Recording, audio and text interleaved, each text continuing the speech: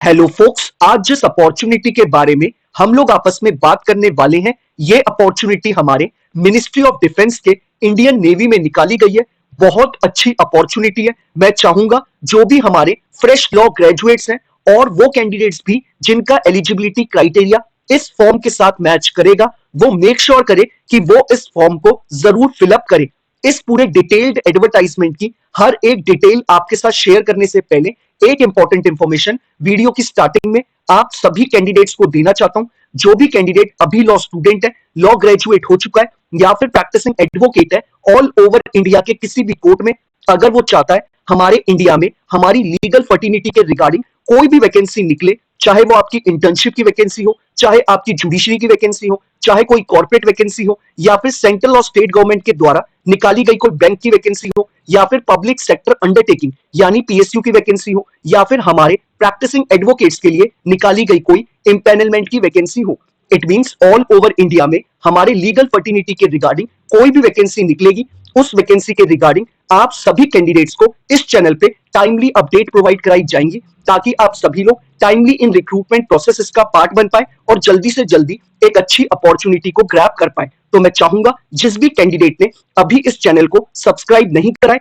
वो make sure करे कि वो इस चैनल को बिना सब्सक्राइब करे ना जाए, ताकि उससे इस चैनल पे आने वाली हर एक दिन लीगल अपॉर्चुनिटी की अपडेट मिस आउट ना हो। अब हम इस डिटेल्ड एडवर्टाइजमेंट के बारे में बात कर लेते हैं। इंडियन नेवी जो कि हमारे मिनिस्ट्री ऑफ डिफेंस के अंडर में आती है, इन्होंने ये डिटेल्ड एडवर्टाइजमेंट अपनी ऑफिशियल वेबसाइट पे ऑन 20th ऑफ जनवरी 2024 को पब्लिश किया था regarding recruitment of short service commission officer in law department. सबसे पहले इन्होंने क्लियरली मेंशन करा है कि जो भी इस पोजीशंस के लिए अप्लाई करेगा वो अनमैरिड मैन और अनमैरिड वुमेन होना चाहिए। साथ ही साथ इन्होंने एज क्राइटेरिया में क्लियरली मेंशन करा है कि अगर आप 2 जुलाई 1997 के बाद बॉर्न हुए हैं या फिर आप 1 जुलाई 2002 से पहले बॉर्न हुए हैं, यानी अगर आप 2 जुलाई 1997 से लेके 1 जुलाई 2002 के इन बिटवीन आपका बर्थ है, तो आप इस प्रोसेस का पार्ट बन सकते हैं। आप इनके एज क्राइटेरिया को फुलफिल करते हैं। अब बात कर लेते हैं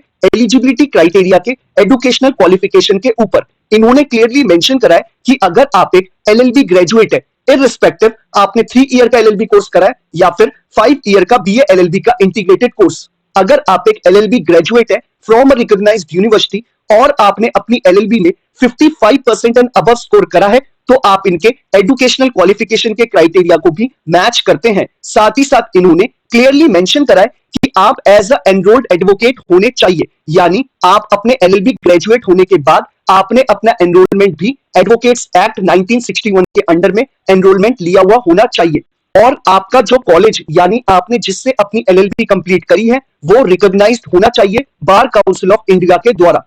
तो ये इन्होंने हमें एजुकेशनल क्वालिफिकेशन में बताया है। अब बात कर लेते हैं नंबर ऑफ वैकेंसी के ऊपर। इंडियन नेवी में जो नंबर ऑफ वैकेंसी हमारे short service commission officer law department के लिए निकाली गई है, वो सिर्फ 2 वैकेंसी निकाली गई है, और इन 2 वैकेंसी के लिए हमारे मेन और विमेन कैंडिडेट्स दोनों अप्लाई कर सकते हैं। अब बात कर लेते हैं दूसरी इंपॉर्टेंट इंफॉर्मेशन के बारे में। इन्होंने अपने एडवर्टाइजमेंट के ऊपर ही क्लियरली मेंशन करा है कि आपको ये form before 4th of February 2024 fill up कर देना है, अगर आप इसके एलिजिबिलिटी क्राइटेरिया को फुलफिल करते हैं तो। अब बात कर लेते हैं दूसरी इंपॉर्टेंट इंफॉर्मेशन के ऊपर। इन्होंने क्लियरली अपने एडवर्टाइजमेंट में मेंशन करा है कि अगर किसी कैंडिडेट ने अपने कॉलेज डेज में एनसीसी ज्वाइन कर रखी थी और उसके पास एनसीसी का ए, बी या सी सर्टिफिकेट है, तो उसको रिलैक्सेशन प्रोवाइड करा जाएगा।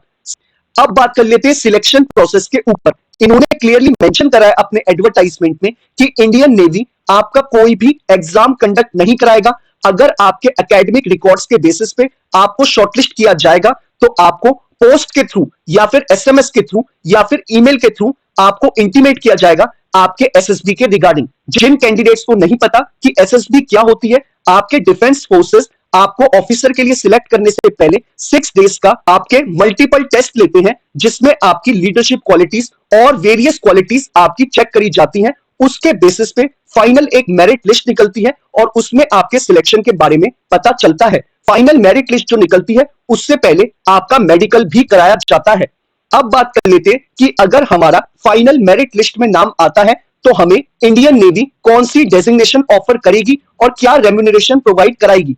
इन्होंने क्लियरली मेंशन करा है कि आपको सब ल्यूटिनेंट के तौर पे डेजिग्नेट किया जाएगा इंडियन नेवी में, और क्लियरली मेंशन करा है कि आपको जो रेम्यूनरेशन मंथली बेसिस पे प्रोवाइड करा जाएगा वो आपको 56,000 रुपीज मंथली प्रोवाइड करा जाएगा, जो कि आपके 7th पे कमीशन के अकॉर्डिंग होगा। साथ ही साथ आपको इस रेम्यूनरेशन के साथ बहुत सारे एक्स्ट्रा अलाउंसेस प्रोवाइड करे जाएंगे इंडियन नेवी के द्वारा।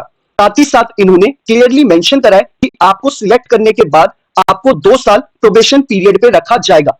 अब बात कर लेते हैं कि हमें इस पूरे प्रोसेस का कैसे पार्ट बनना है। अगर हम इस एलिजिबिलिटी क्राइटेरिया को मैच करते हैं तो आपको नीचे डिस्क्रिप्शन बॉक्स में जो पहला लिंक अवेलेबल है आप उस पर क्लिक करेंगे, आपके स्क्रीन पे ये पूरा एडवर्टाइजमेंट खुल के आ जाएगा। आप चाहे तो इसे खुद से पढ़ सकते हैं या फिर आप लोग इसे डाउनलोड भी कर सकते हैं। नीचे ही डिस्क्रिप्शन बॉक्स में आपको जो सेकंड लिंक अवेलेबल है आप उस पर क्लिक करेंगे, डायरेक्टली आप इंडियन नेवी की ऑफिशियल वेबसाइट पे चले जाएंगे, जहां पे आप इस फॉर्म को ऑनलाइन फिलअप कर सकते हैं। इन केस अगर आपको फॉर्म को फिलअप करते हुए किसी तरीके की कोई क्वेरी अराइज होती है तो आप सभी लोग जानते हैं कि आपको मुझे कैसे रीच आउट करना है। आप मुझे इंस्टाग्राम या ट्विटर पे टेक्स्ट मैसेज ड्रॉप कर सकते हैं, या फिर आप लोग मुझे यूट्यूब के कमेंट बॉक्स में ही कमेंट ड्रॉप कर सकते हैं। मैं मेक श्योर करता हूं कि हर एक कैंडिडेट को टाइमली बेसिस पे रिप्लाई कर दूं, ताकि वो अपने प्रोसेस को टाइमली ही खत्म कर दे और अपने आगे की प्रिपरेशन उतनी ही जल्दी शुरू कर पाए। साथ ही साथ जिन कैंडिडेट्स को एसएसबी के बारे में कोई भी नॉलेज नहीं है वो लोग भी मुझे इंस्टाग्राम या ट्विटर पे टेक्स्ट मैसेज ड्रॉप कर सकते हैं। मैं मेक श्योर करूंगा कि हर एक कैंडिडेट को अपने एंड से अच्छी नॉलेज प्रोवाइड करूं। बाकी अगर आपको ये वीडियो पसंद आया हो तो आप इसे लाइक शेयर जरूर करिएगा, और अगर आप लोग चाहते हैं कि ऐसे ही हर एक दिन आपको एक लीगल अपॉर्चुनिटी की अपडेट मिलती रहे तो आप मेक श्योर करिएगा कि आप इस चैनल को बिना सब्सक्राइब करे ना जाए। Thank you so much.